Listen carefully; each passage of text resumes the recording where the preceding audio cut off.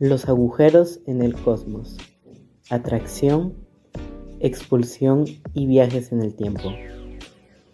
Buenos días, tardes o noches, damas y caballeros. En esta ocasión voy a hablar de un tema muy interesante y controversial: los agujeros en el cosmos. ¿Qué son? ¿Para qué sirven? ¿Hay tipos? ¿Cómo surgen? ¿Atraen o expulsan? Estas son algunas de las preguntas que englomeran este tema. Soy Richard Jonathan Centurión Gómez y he venido a responder estas preguntas. Bueno, antes de empezar, cabe aclarar que este podcast se divide en 3 partes: agujeros negros, agujeros blancos y los agujeros de gusano. ¿Qué son los agujeros negros? En 1915, Albert Einstein publica su revolucionaria teoría de la relatividad general. En ella, dice que el espacio y el tiempo pueden unirse en una sola cosa, el espacio-tiempo, y la gravedad, en lugar de una fuerza, es la deformación del espacio-tiempo. Los objetos con masa deforman el espacio-tiempo, modificando la forma de otros objetos. Esto es porque los planetas orbitan alrededor del Sol.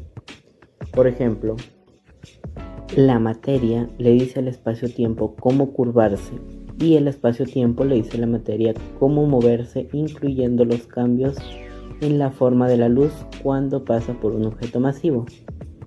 Si la luz de una estrella lejana pasa cerca del Sol, se curva, haciendo que parezca que la estrella está en una posición diferente a la que debería estar.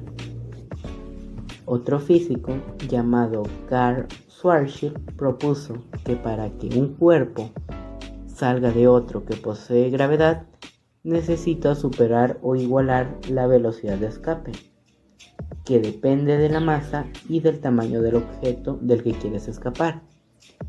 Cuando es mayor la masa o menos el radio, mayor es la velocidad de escape. Si algún objeto de cada masa fuera lo suficientemente pequeño, la velocidad de escape puede alcanzar la velocidad de la luz, por lo que ni siquiera la luz puede escapar. Este fenómeno teórico se llamó agujero negro. Y durante mucho tiempo se pensó que no era nada de temer, o tal vez sí. En los años 60 descubrimos que sí, Einstein tenía razón con los agujeros negros, existían en la naturaleza. Pero, ¿cómo es posible que un objeto se comprima tanto? Hablemos de las estrellas. Tenemos una estrella que es 25 veces la masa del Sol. Su atracción gravitacional es muy grande, pero también lo son las fuerzas atómicas que empujan la masa. Esto hace que el tamaño de la estrella sea estable, pero después de algunos millones de años, la estrella termina toda su energía atómica combustible. No hay nada que salga y luego colapsa sobre sí misma. Primero explota como una supernova y luego se convierte en un agujero negro. Al final del agujero negro se le llama horizonte de sucesos. Todo lo que pasa es absorbido por el agujero negro para siempre. Nada puede escapar. ¿Esto no los haría invisibles? Sí, solo se pueden detectar los fenómenos que hacen en su entorno. Por ejemplo, si absorbe mucho gas, se calienta, tanto al acercarse que produciría rayos X. Eso sí podríamos detectarlo. Pero la forma real de detectar uno es por las ondas gravitatorias que producen al nacer o cuando colapsan con otros agujeros negros. En el centro del agujero negro hay un fenómeno muy extraño, una singularidad. Es un punto con mucha masa, pero sin volumen. No mide nada y es tan masivo que el espacio-tiempo se curva en infinito. Es una región tan extraña donde ni siquiera las leyes físicas y matemáticas funcionan. Algunas de ellas curvarían tanto el espacio-tiempo que conectarían con otras partes del universo u otros universos. Son puentes de Einstein-Rose o agujeros de gusano. Además de los agujeros negros normales, del universo existen otros agujeros masivos, que se encuentran en el centro de casi todas las galaxias y juegan un papel muy importante en el desarrollo del universo. Agujeros blancos. Los agujeros blancos son regiones cósmicas contempladas teóricamente por la relatividad general, que funcionarían de manera opuesta a los agujeros negros. Se habla mucho de los agujeros negros, pero los científicos saben que su opuesto complementario, los agujeros blancos, son matemáticamente posibles. De acuerdo a la teoría de la relatividad general, un agujero blanco es una región hipotética del universo, a la cual no se puede acceder, y de donde escapan tanto la luz y la materia absorbidas por el agujero negro. Los agujeros blancos comparten con sus hermanos propiedades como la masa, la carga y el momento angular, solo que las ecuaciones que gobiernan sus funcionamientos son idénticas, pero planteadas de forma inversa.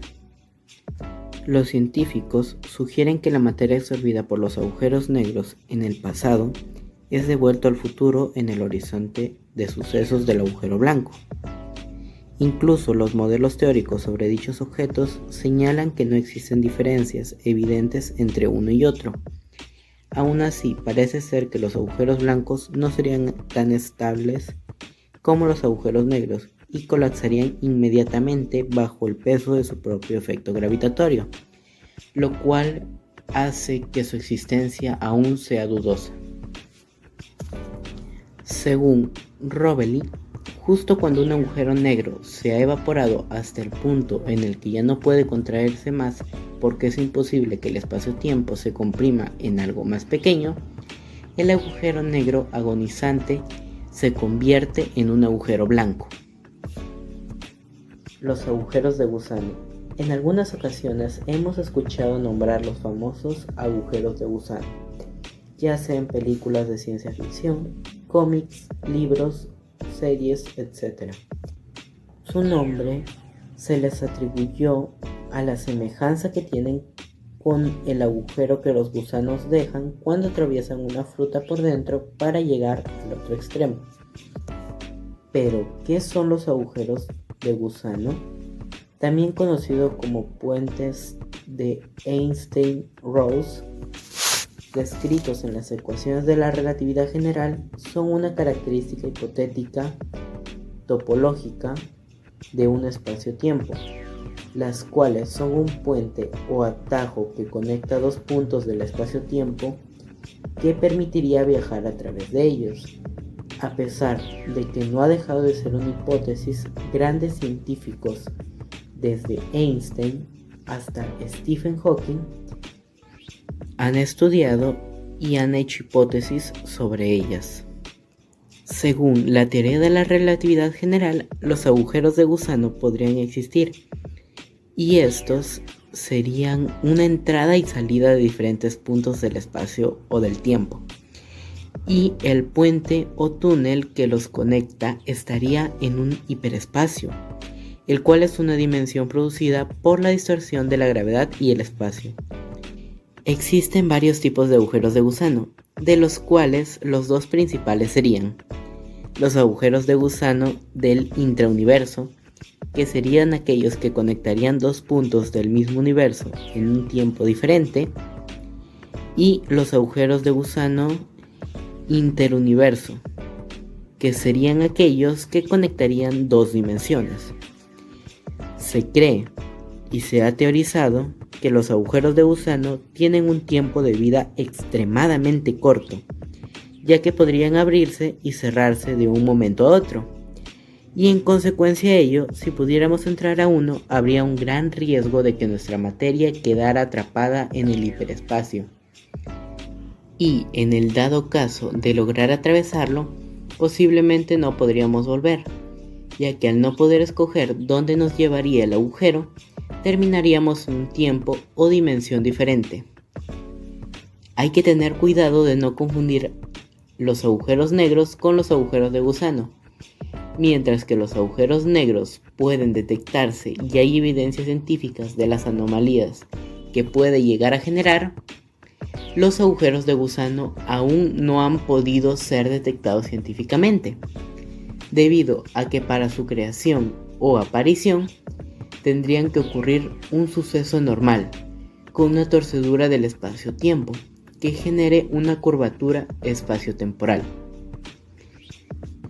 En conclusión, estos tipos de agujeros intentan explicar las anomalías en el espacio y dar lugar a la posibilidad de viajes en el tiempo, además de dar una nueva fuente de energía, ya que como dato curioso, los agujeros negros eliminan en forma de hilo una cantidad supermasiva de energía, la cual está en un estado puro y cuya eficiencia se cree podría de ser del 100%, algo que es imposible con la tecnología humana actual y que solo se puede conseguir de otra forma en la antimateria, tema del cual hablaremos en un futuro podcast. Bueno amigos, eso es todo sobre los agujeros. Y sí que fueron muchas preguntas, pero valió la pena resolverlas todas. Los acompaño a que dejen su comentario sobre lo que les pareció este podcast. Me despido y hasta la próxima.